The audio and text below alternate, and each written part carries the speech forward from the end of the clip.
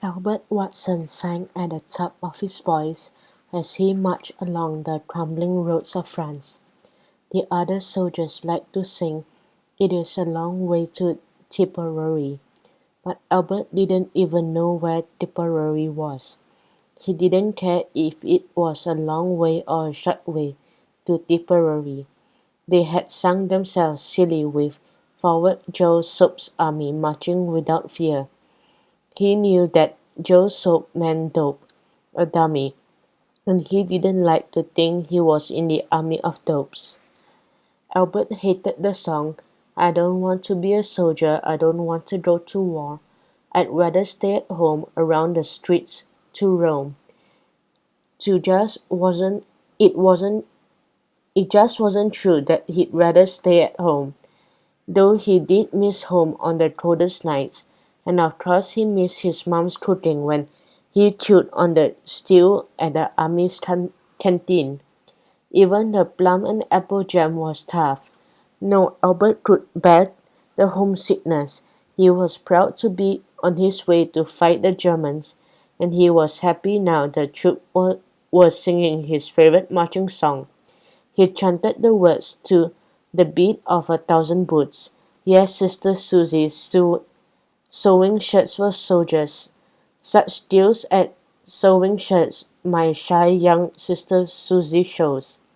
Some soldiers sent epistles, say he'd sooner sleep on thistles than the saucy soft short shirts for soldiers Sister Susie sews.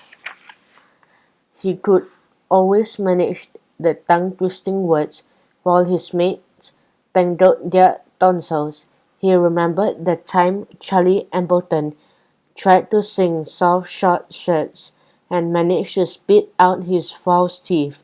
They fell in the mud and he had to scramble to collect them before the man behind stepped on them.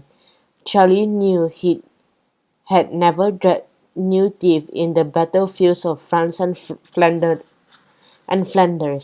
As Charlie had stooped to collect the teeth, the man behind had fallen over him, and 20 troopers ended up in a heap on the rutted road.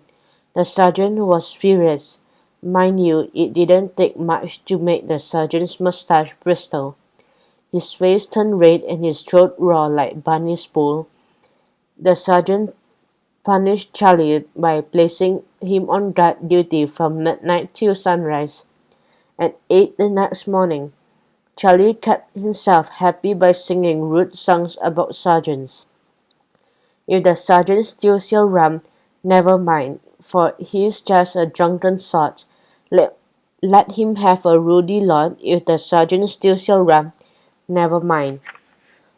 Albert liked old Charlie. Albert's dad had died in a coal mine when Albert was 9. Charlie was a bit like a dad to him. Now they were so far from home. When the Sister Susie song had finished, Albert made sure the sergeant wasn't looking and turned to Charlie marching by his side. "I didn't hear you singing soft short shirts, Charlie," the young man teased. Charlie glared at him and pointed to the sharp blade on his belt. "See this bayonet, sonny boy?" "Yes, Charlie." "Then shut up or I will stick it in your backside." "Shut up or what?" Albert asked. "About me singing soft short shirts," Charlie tried to say.